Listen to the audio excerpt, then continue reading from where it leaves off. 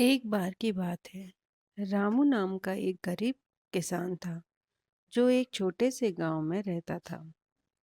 उसकी आर्थिक स्थिति बहुत खराब थी, लेकिन उसके मन में सच्चाई और अच्छाई की कोई कमी नहीं थी। दिवाली का त्योहार करीब आ रहा था और पूरे गांव में रौनक का माहौल था। लोग अपने घरों की सफाइयां कर रहे थे, नए कपड़े खरीद रहे थे, मिठाइयाँ बना रहे थे। लेकिन रामू के पास इतने पैसे भी नहीं थे कि वह अपने बच्चों के लिए मिठाइयाँ या नए कपड़े खरीद सके। रामू के पास एक छोटा सा मिट्टी का घर था जो बहुत पुराना और टूटा फूटा गया था। उसकी पत्नी गौरी भी हमेशा उसकी चिंता में रहती थी। बच्चों के पास पुराने और फटे कपड़े थे और वे सोचते थे कि इस बार उनकी दिवाली भी वैसी ही होगी जैसे हर बार होती है, बिना नए कपड़े, बिना मिठाई और बिना दिए के। एक दिन रामू गांव के बाजार में गया, जहां हर तरफ दिवाली की तैयारी हो रही थी।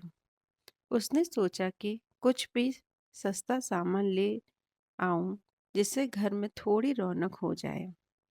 लेकिन जब उसने अपने बटुए में देखा तो वह बस कुछ सिक्के ही थे जो रोजमर्रा की जरूरतों के लिए भी कम थे। वह उदास मन से घर लौट आया। रास्ते में उसे एक बुजुर्ग आदमी मिला। वह आदमी बहुत थका हुआ लग रहा था और उसे प्यास भी लग रही थी। रामू ने रामू ने अपने पास की एक लौते पानी की बोतल उसे दे दी। बुजुर्ग ने पानी पीकर धन्यवाद कहा और कहा, तुम बहुत दयालु हो, भगवान तुम्हारी मदद करेगा। रामू ने उस बात पर ध्यान नहीं दिया और चुपचाप घर लौट आया। जब वह घर पहुंचा तो उसने देखा कि उसके घर में बाहर एक बड़ा सा थैला रखा हुआ था। जब उसने उस खोला तो उसमें मिठाइयाँ, कपड़े और दिवाली के लिए दिए थे।